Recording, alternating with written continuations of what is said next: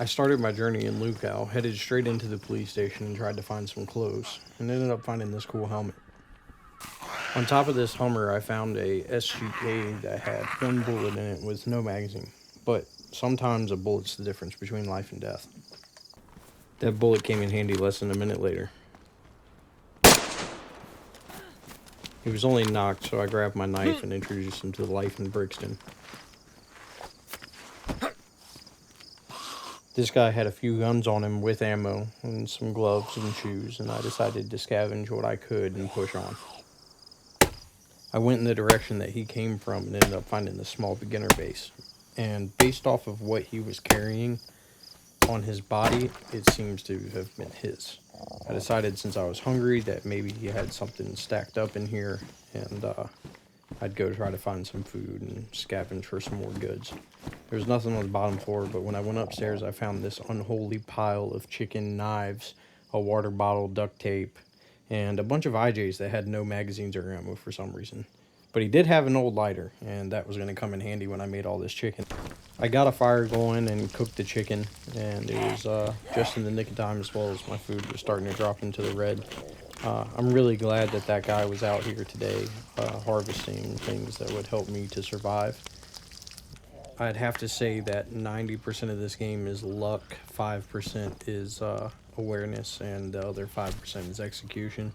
He wasn't aware of his surroundings. I was lucky, and I executed. I went back to the water fountain and filled up the water, made sure that I filled my thirst up as much as I could, and left with a full water bottle to make sure that in the future I would be taken care of.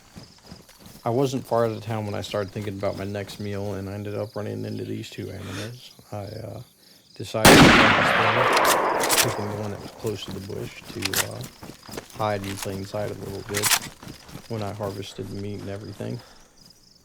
This one didn't have that much on it, and I decided to take the one that was beside it as well. I wanted to get the meat and move quickly so that way I could get away from where the shots were and not attract too much attention to myself. So I skinned and quartered these, grabbed the meat and the fat, and headed into the woods. After I got to the woods, I realized that I was pretty close to all of the pillboxes that are in a row heading down towards Gleniska.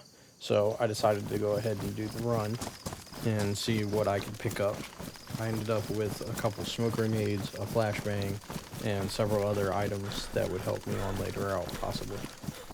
On the way through, I ended up at this cross and decided to take a moment to think about all the players that are no longer with us, the people that died in real life that loved this game. And then it began to rain.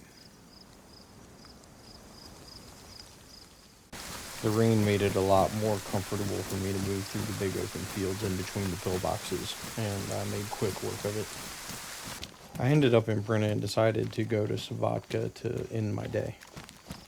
When I got to Savatka, I refilled my water over and over and decided to eat the food that I had harvested once it was cooked. It was a long day and we only ran into one other person, but I did acquire a good amount of weapons and ammo, food and water to survive. And at the end of the day, there is no gear, love. You're gonna die. It's never your stuff. It's just your turn to hold it. So I'm thankful for what I got, and I'm gonna try to put it to use the next time. Before logging, I decided to look at the list of the players that were in the lobby and see if there was anyone I recognized.